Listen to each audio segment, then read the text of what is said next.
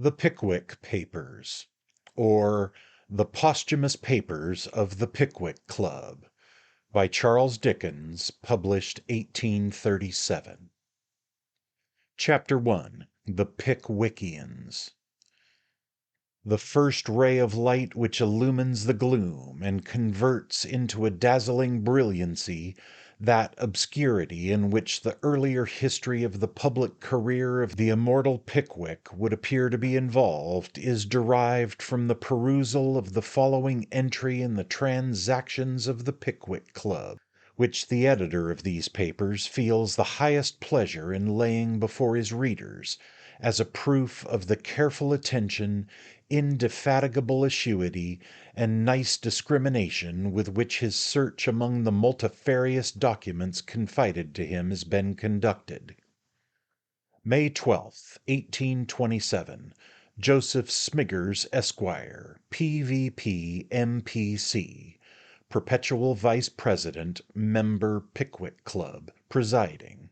The following resolutions unanimously agreed to: that this association has heard read with feelings of unmingled satisfaction and unqualified approval the paper communicated by Samuel Pickwick, Esquire, G.C., M.P.C., General Chairman, Member, Pickwick Club, entitled Speculations on the Source of the Hampstead Ponds, with some observations on the theory of tittlebats, and that this association does hereby return its warmest thanks to the said Samuel Pickwick, Esquire, G.C., M.P.C., for the same.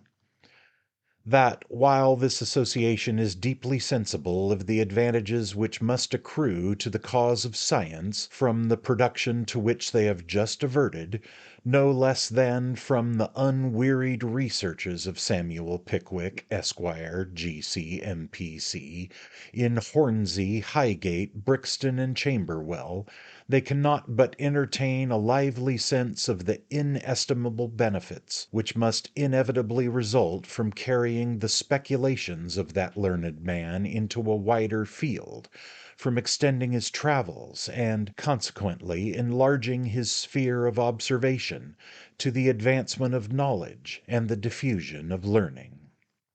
That, with the view just mentioned, this association has taken into its serious consideration a proposal emanating from the aforesaid Samuel Pickwick, Esquire, G.C., M.P.C., and 3 other Pickwickians hereinafter named, for forming a new branch of United Pickwickians, under the title of the Corresponding Society of the Pickwick Club. That the said proposal has received the sanction and approval of this association.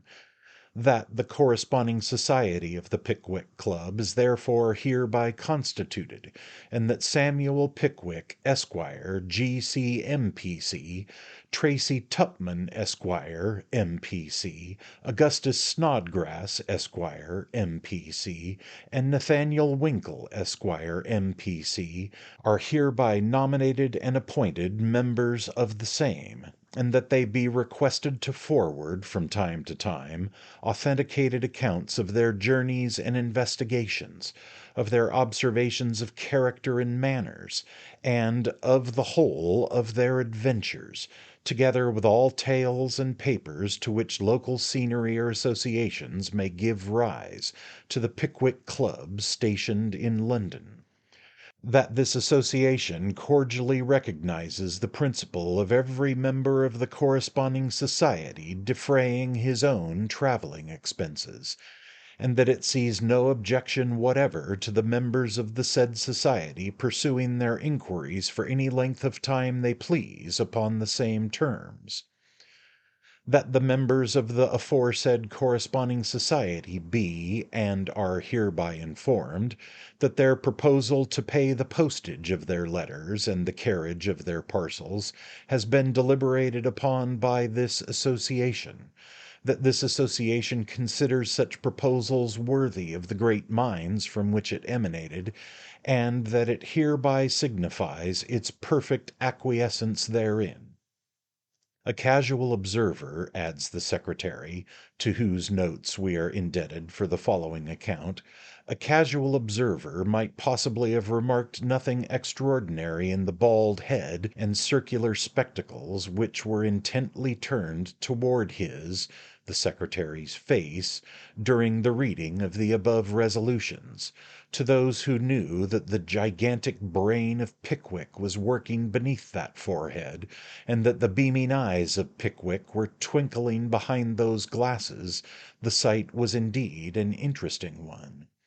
There sat the man who had traced to their source the mighty ponds of Hampstead, and agitated the scientific world with his theory of tittlebats, as calm and unmoved as the deep waters of the one on the frosty day, or as a solitary specimen of the other in the inmost recesses of an earthen jar. And how much more interesting did the spectacle become when, starting into full life and animation as a simultaneous call for "Pickwick" burst from his followers, that illustrious man slowly mounted into the Windsor chair on which he had been previously seated, and addressed the club himself had founded. What a study for an artist did that exciting scene present! The eloquent Pickwick, with one hand gracefully concealed behind his coat tails, and the other waving in air to assist his glowing declamation; his elevated position revealing those tights and gaiters, which, had they clothed an ordinary man, might have passed without observation, but which, when Pickwick clothed them, if we may use the expression, inspired involuntary awe and respect. Surrounded by the men who had volunteered to share the perils of his travels, and who were destined to participate in the glories of his discoveries. On his right sat Mr. Tracy Tupman, the too susceptible Tupman, who to the wisdom and experience of maturer years superadded the enthusiasm and ardor of a boy in the most interesting and pardonable of human weaknesses, love. Time and feeding had expanded that once romantic form. The black silk waistcoat had become more and more developed. Inch by inch had the gold watch chain beneath it disappeared from within the range of Tupman's vision, and gradually had the capacious chin encroached upon the borders of the white cravat. But the soul of Tupman had known no change. Admiration of the fair sex was still its ruling passion. On the left of his great leader sat the poetic Snodgrass, and near him again the sporting Winkle, the former poetically enveloped in a mysterious blue cloak, with a canine skin collar, and the latter communicating additional lustre to a new green shooting coat, plaid neckerchief, and closely fitted drabs. Mr. Pickwick's oration upon this occasion, together with the debate thereon, is entered on the Transactions of the Club. Both bear a strong affinity to the discussions of other celebrated bodies, and, as it is always interesting to trace a resemblance between the proceedings of great men, we transfer the entry to these pages. Mr. Pickwick observed, says the secretary, that fame was dear to the heart of every man. Poetic fame was dear to the heart of his friend Snodgrass. The fame of conquest was equally dear to his friend Tupman. And the desire of earning fame in the sports of the field, the air, and the water was uppermost in the breast of his friend Winkle. He, Mr. Pickwick, would not deny that he was influenced by human passions and human feelings, cheers, possibly by human weaknesses, loud cries of "No!" But this he would say, that if ever the fire of self-importance broke out in his bosom, the desire to benefit the human race in preference effectually quenched it. The praise of mankind was his swing, philanthropy was his insurance office, vehement cheering. He had felt some pride, he acknowledged it freely, and let his enemies make the most of it. He had felt some pride when he presented his tittlebation theory to the world. It might be celebrated or it might not. a cry of "It is!" and great cheering. He would take the assertion of that honorable Pickwickian whose voice he had just heard. It was celebrated. But if the fame of that treatise were to extend to the farthest confines of the known world, the pride with which he should reflect on the authorship of that production would be as nothing compared with the pride with which he looked around him on this, the proudest moment of his existence. Cheers. He was a humble individual. No, no. Still he could not but feel that they had selected him for a service of great honor and of some danger. Traveling was in a troubled state, and the minds of coachmen were unsettled. Let them look abroad and contemplate the scenes which were enacting around them. Stagecoaches were upsetting in all directions, horses were bolting, boats were overturning, and boilers were bursting. Cheers, and a voice, "No, no, cheers." Let that honorable Pickwickian who cried "No" so loudly come forward and deny it if he could. Cheers. Who was it that cried "No"? Enthusiastic cheering.